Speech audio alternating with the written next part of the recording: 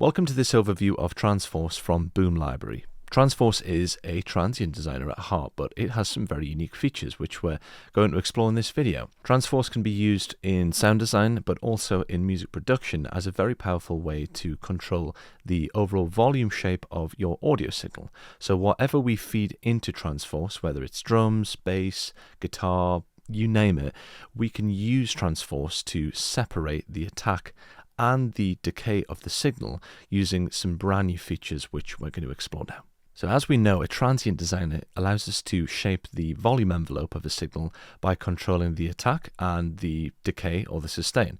And TRANSFORCE separates these signals so we can take control of the attack and the sustain independently, and we can also control those features with EQ and saturation.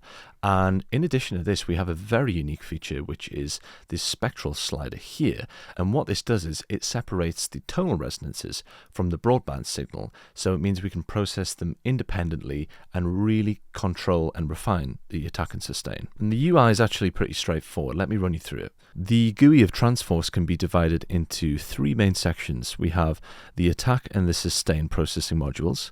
And then in the center, we have the transient detector. And then at the bottom, we also have some post-processing options and the output control. On the main header here, we have tone mode and EQ mode, and we can switch between these modes as we desire.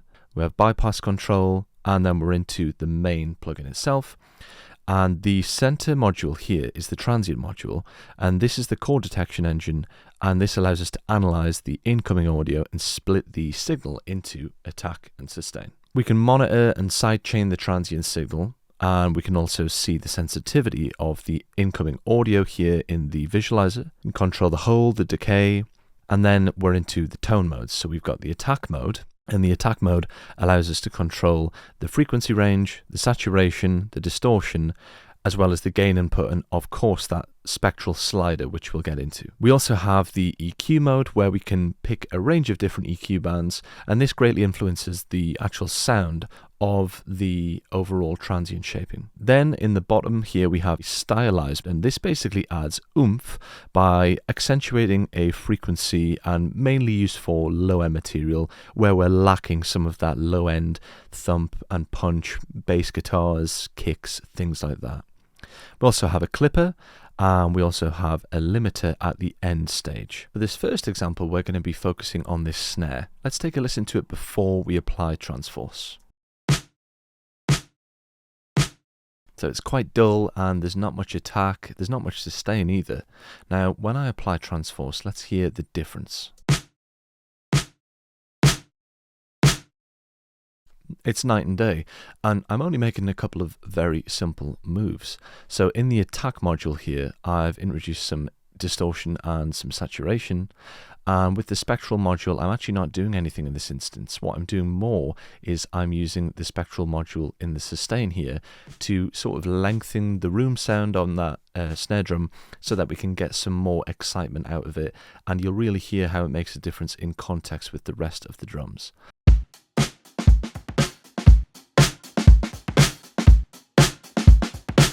In this second example, I've got an acoustic guitar, and the plectrum is very harsh, and I want to retain the sustain and the overall body of the acoustic guitar, but I want to attenuate the very harsh plectrum sound which we can hear throughout.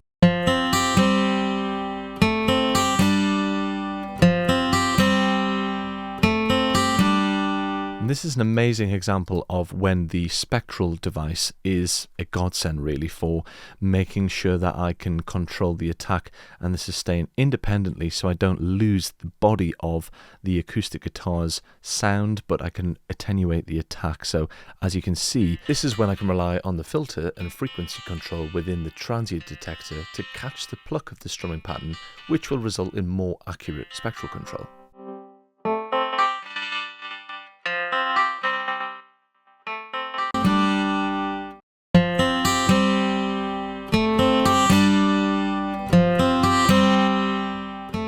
Alternatively, I can also leave tone mode to isolate the problematic frequencies in the EQ mode for more manual precision if that's something that I want to try and control myself.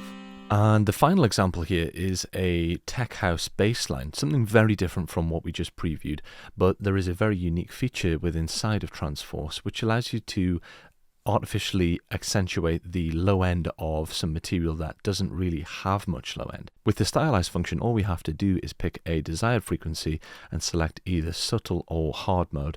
I'm only using hard mode here to really demonstrate the feature, but as you can hear, we get that low bump in the frequency region that we're trying to really control and accentuate.